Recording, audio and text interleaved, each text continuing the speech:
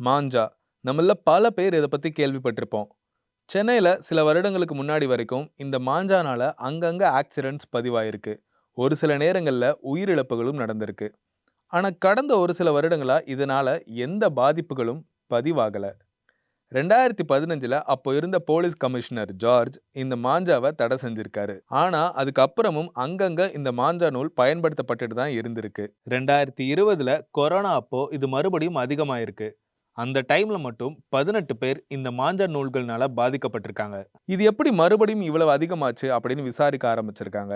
அந்த டைம்ல வேலை வாய்ப்புகள் வேற எதுவும் இல்லாததுனால நார்த் இந்தியால இருந்து இந்த மாஞ்சாவை பல்கா ஆன்லைன் மூலயமா ஆர்டர் பண்ணி இங்க அவங்க அதை சேல் பண்ணி அது மூலயமா வர இன்கம்ல லைஃபை ரன் பண்ணிட்டு இருந்தது விசாரணையில தெரிய வந்திருக்கு. அதுக்கப்புறம் இனிமே இந்த மாஞ்சா நூலை யூஸ் பண்ணா குண்டாசு சட்டம் பாயும் அப்படின்னு சொல்லியிருக்காங்க.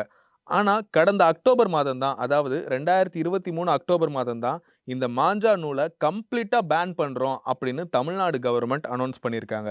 இது ஒரு பக்கம் இருக்க, குஜராத் கவர்ன்மெண்ட் மாஞ்சா பயன்படுத்தி எப்படி பட்டம் பறக்க விடலாம் அப்படிங்கிற கைட்லைன்ஸ் கொடுக்குறாங்க. கவர்ன்மெண்ட் அப்ரூவ் பண்ண மாஞ்சா மட்டும் தான் யூஸ் பண்ணணும் அப்படின்னு சொல்றாங்க. ஏன்னா, மக்கர் சங்கராந்தி ஃபெஸ்டிவல் அப்போ, அதாவது நமக்கு எப்படி பொங்கலோ, அந்த மாதிரி அந்த ஃபெஸ்டிவல் அப்போ அவங்க பட்டம் பறக்க விடுறத அவங்க கலாச்சாரத்தோட சேர்ந்த ஒரு விஷயமா பார்க்குறாங்க. அதாவது நமக்கு எப்படி ஜல்லிக்கட்டோ அந்த மாதிரி. ஸோ அதனால அத பேன் பண்ணாம, இத எப்படி ஒழுங்கா ரெகுலேட் பண்ணலாம்னு அங்க உள்ள கவர்ன்மெண்ட் அதற்கான ஸ்டெப்ஸ் எடுக்குறாங்க.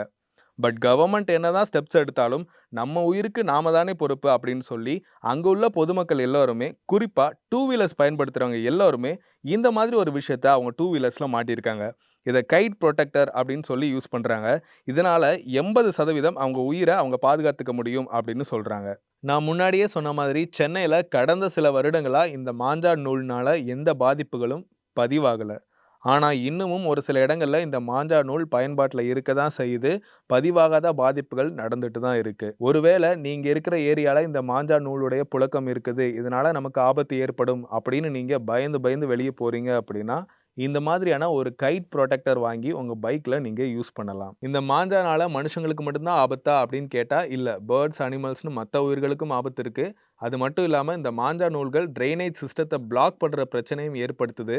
இதனால ஹெவியான என்விரான்மென்டல் டேமேஜும் நடந்துகிட்டு இருக்குது. அதனால மாஞ்சா நூல் தயாரிக்கவும், பயன்படுத்தவும் கம்ப்ளீட்டா தடை விதிச்சிருக்காங்க.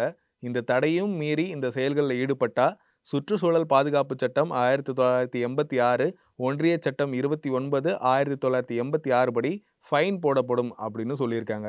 இதெல்லாம் கவர்ன்மெண்ட் சைட்ல இருந்து அவங்க போடக்கூடிய ரூல்ஸ். பட் என்னதான் இருந்தாலும் இதெல்லாம் செய்யறவங்க பொறுப்போட நடந்துக்க ஆரம்பிச்சா தான் இந்த மாதிரியான விஷயங்கள் தொடராமல் இருக்கும். இந்த வீடியோ பார்த்துக்கிட்டு இருக்க பேரண்ட்ஸ் உங்க குழந்தைங்க யாராவது இந்த மாதிரி மாஞ்சா போடுற விஷயத்துல தெரிஞ்சோ இல்ல தெரியாமலோ ஈடுபடுறாங்க அப்படின்னா, அவங்களுக்கு இதனுடைய விபரீதத்த புரிய வச்சு பொறுப்போட நடந்துக்க வைக்க வேண்டியது பேரண்ட்ஸ் ஆகிய உங்களுடைய கடமை தான்.